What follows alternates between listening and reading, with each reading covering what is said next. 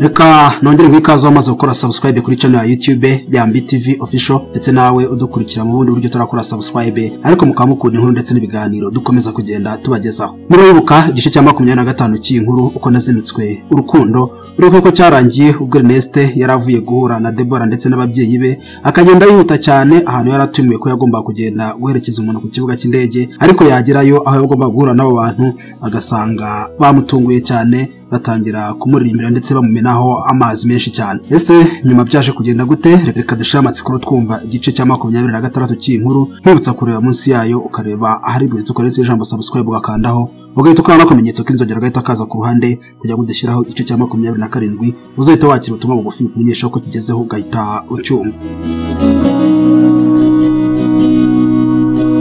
Buryo ubukonje burambye bwibagiza ko habayeho ubushyuhe bwotsana ni nk'uko wahaza atibuka amaganya y'umushonji uko ni ndakiyo wahiriwe mu rukundo usezerera agahinduka ibagirwa ko kubengwa no kwangwa bibaho. Umunyarwanda yaravuze ngo akaryoshye ntigahora mu itama, ibyiza n'ibibi bisimbura n'iteka mbese nk'abakinnyi mu kibuga niko bimera ntacyo wabikoraho uretse kutagambirira ikibi mu mutima wawe. Ndacyari muhire Blaise Nzahare yazize urukundo rutari urukururano mbese urukundo rwanyarwo rutari urumama. Nari natose wese najandaraye ariko sibyo gusa nari nuzifu cyane cyane mu maso. Amajwi y'abakobwa n'abahungu niyo numvaga, ikofi na telefone sinamenye igihe byagendeye. Wa mwene wacu wampamagaraga ngaranshaka byikubagaho sinamenye irengero rye. Umwana ugiye kujya mu mahanga waheko yari imitwe. Mu majwi menshi y'abandirimbiraga nabashije kumva amijwi ryihariye. Ninde wari wihishe inyuma y'iki gikorwa? Umugambanyi yari yiyicariye hariya areba ariko anaririmba. Narababaye mbabajwe n'ukuntu ntigeze mbikeka habe na gato. Ntekereza ukuntu biri umunsi wose bangenza ndetse bakananyiyoberanyaho bantesha umutwe. Numva ndasebye pe. Narebaga Sheri Silva mbeshye katigeze agera mu mujyi kandi katari bunahaze. Naho niwe nyirabayazana niwe ukurira iryo tsinda rintunguje isabukuru y'amavuko ntanibukaga ko nayigize. Barangije kundirimbira no kuntosa banansiga ifu numvaga imeze nk'iy'ubugari nkiri mu kwijujuta ntibitabapfu nirakaje ariko nyine byo kwibebeza numva nabuvuna ukuntu bari bangize ariko harabo numvaga ndakariye kurusha abandi. Ni umuhungu twabanaga ndetse na Silva. Kimwe mu bintu byambabazaga bigatuma mbarakarira ni ukuntu bari bangize nibura tutari no mu rugo ngo njye muri dushe cyangwa ngo mpindure imyenda nibaza gukunda ndabigenza. Mugenzi wanjye yahise azana igikapu anyerekeza muri dushe yari hafi aho ngo noge mpindure imyenda ubundi dukomeze ibirori. Nariyuhagiye kuko bari bantuheje bakansiga n'ifu y'ubugari. Nari nahindanye nahindutse akavurivundi ntabasha no kureba neza. Uretse umuhungu tubana ndetse na Silvi nta wundi muntu wari aho ngaho nzi nari nakabashije kubona kuko bari bansamiye hejuru nkiva kuri moto. Numvaga mu mutima mfite ibyishimo bikaze ariko ntitira ku mubiri kubera imbeho. Narangije koga nkirakariye mugenzi wanjye ndetse na Sheri Silvi kuko bari bantunguye. Nagarutse mu gahema gato bari bicayemo mahingutse barongeye barandirimbira ndikanga ngira ngo barongeye ariko byari kunkanga bararirimbye gusa. Natunguwe no kuhasanga amwe mu bakozi dukorana ndetse na Ernest. Mbonye Ernest ndagize ngo ndikurota.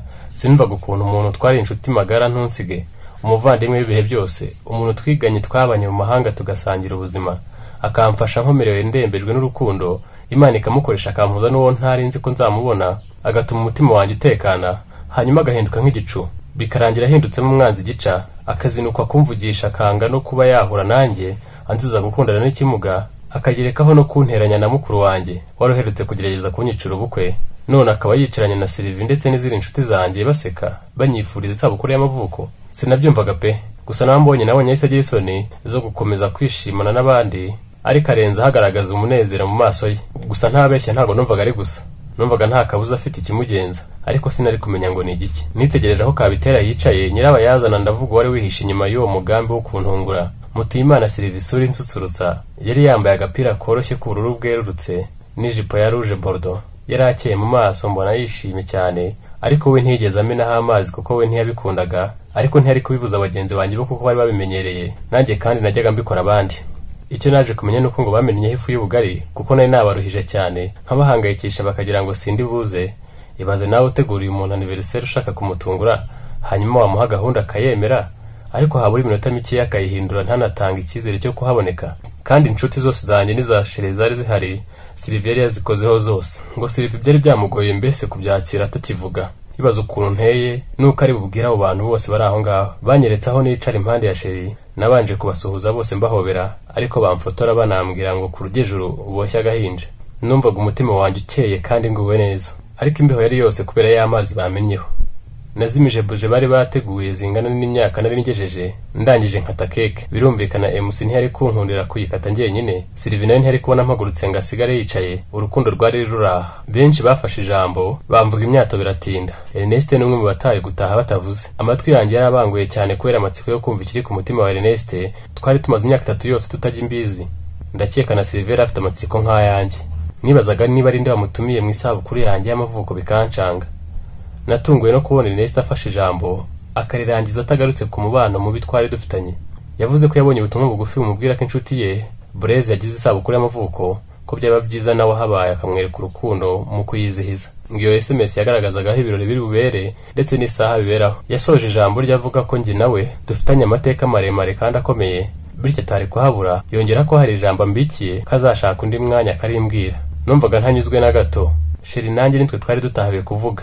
Sylvie yarahagurutse kuvuga, abanza kunyitegereza cyane. Yamaze hafi nk'umunota ntacyo aravuga. Nyuma avuga ko ashimye Imana ko bibaye birenze uko yabishakaga. Ashima bamufashije gutegura, by'umwihariko intasi y'umukobwa w'inshuti ye ntari nsanzwe nzi namba. Umwe wampamagaraga yigize ngo ni mwene wacu tuyi Musanze. Yashimye buri wese witabiriye, nanshimira ko nubwo natinze bikabahagarika umutima afite impungenge yuko gahunda ipfubye, ariko ko nta gahato banshyizeho byarangiye nje. Gusa nyine atubwira ko yumvaga agiye guseba, avuga ko yumvaga amaherezo baraza kuntegerereza mu rugo ntashye. Yabwiye imbaga ko nkunda cyane byasaze, antaka kurusha abamubanjirije bose. Amugaho byinshi ntakwirirwa ndondora, maze asoza atumira bose mu bukwe bwacu bwari buri muri icyo cyumweru twari dutangiye. Bose bamuhaye amashyi ahita nampa ikaze ngo nimvuge ikindi ku mutima. Narahagurutse mbararanganyamo amaso, bose ndeba na Sylvie mbura icyo navuga. Nahise mbashimira nti mwakoze, murakoze cyane mwese, cyane cyane Sylvie sheri wanjye. Mpita nicara.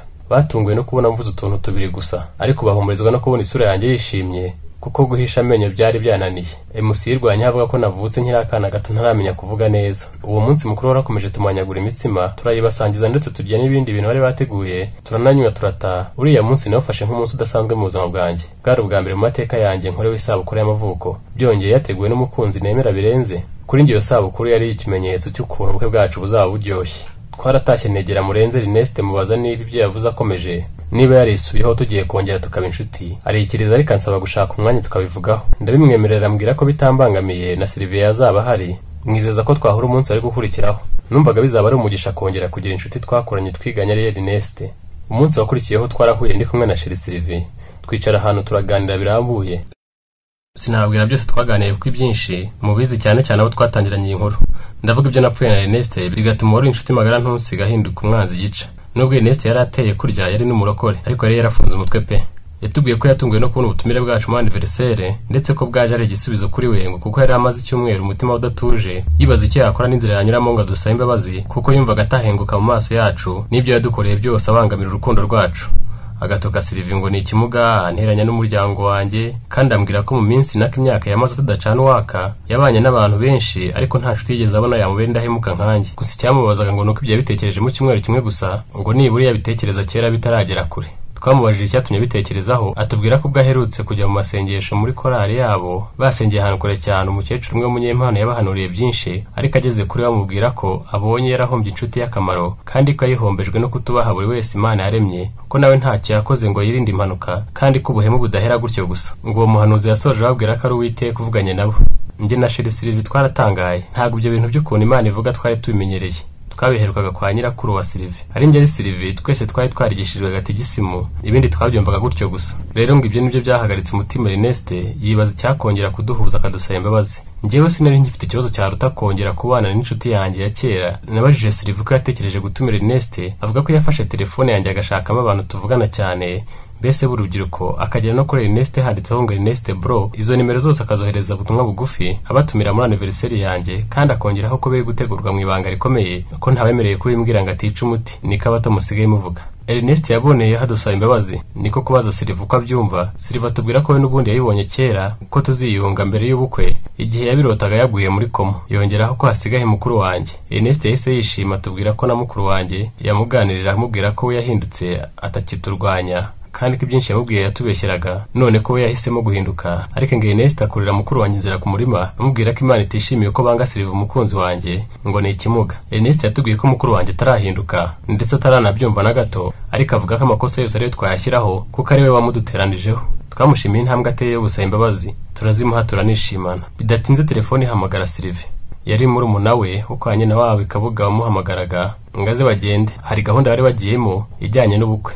Twasezeye kuri Sheri ariko numvaga atagenda, aranyinginga ndamureka aragenda. Byari bigeze nko masaa moya z'ijoro. Nasigaranye na Ernest tuganira ibyacu, ambaza aho urukundo rugeze ruturyohana. Mubaza icyatumye yanga umuzungu bakundanaga imahanga, ambaza ibyanjye na Aimable, mubaza w'icyo bapfuye. Mubwira amateka make ku byanjye na Aimable na Sylvie, ubundi tuganira ku myiteguro y'ubukwe bwanjye na Sylvie. Tukiri mu kiganiro mukuru wanjye Semana yanyandikiye ubutumwa bugufi ambaza amakuru niba nkimurakariye. Ambwira yihohora ko niba bitambangamiye namuhamagara tukaganira. N'ubwa mbere yanyandikiye ubutumwa bugufi mu myaka nk'ibiri yari ishize. Numvaga ntazi uko mbaye, ngira ngo ahari ngiye gupfa. Kuko nari ndi kubona ibyo ntigeze mbona, ndetse ntigeze narota no mu nzozi ko byashoboka. Numvaga byanze bikunze hari ikidasanzwe kirambaho, ariko numvaga nshimye Imana mu mutima wanjye kinejeje. Sheri wanjye twari tugiye kubana, Ernest yaragarutse, none na mukuru wanjye ngo tuvugane, byaragahebuzo. Nahise nshyira telefone mu buryo butuma ivuga iranguruye ngo Ernest yumve ikiganiro ngirana na mukuru wanjye. Yambajije amakuru yanjye na Sheri wanjye ndayamubwira, ambaza ya Ernest ndayamubwira, none hatangira kunsaba imbabazi. Mubwira ko atari ngombwa kumbwira byinshi ko namaze kumubabarira kera. Maze numva ariruhukije ati rwose ibyo nakoze byose nabonye nta nyungu. Yongeraho kandi ko yashutswe na Ernest,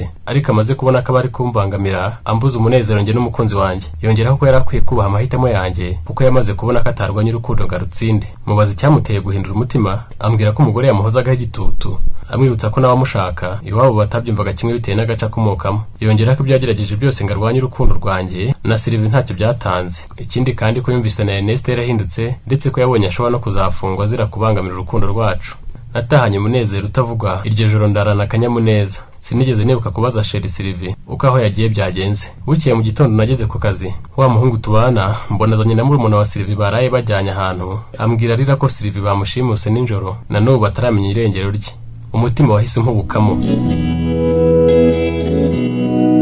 Reka nkubwire ko igice cya 26 cy'inkuru uko nazinutswe urukundo arahakirangiriye. Niba hari amatsiko usigaranye uko byaje kugenda, wicyo usabwa gusa nukorera munsi y'inkuru ukareba hari ibintu dukoresheje ijambo subscribe ugakandaho, ugahita no kumenyetso k'inzogera gahita kaza ku ruhande kugira ngo dushyiraho igice cya 27 uzahita wakira ubutumwa bugufi ukumenyeshaho ko kigezeho ugahita ucyumva.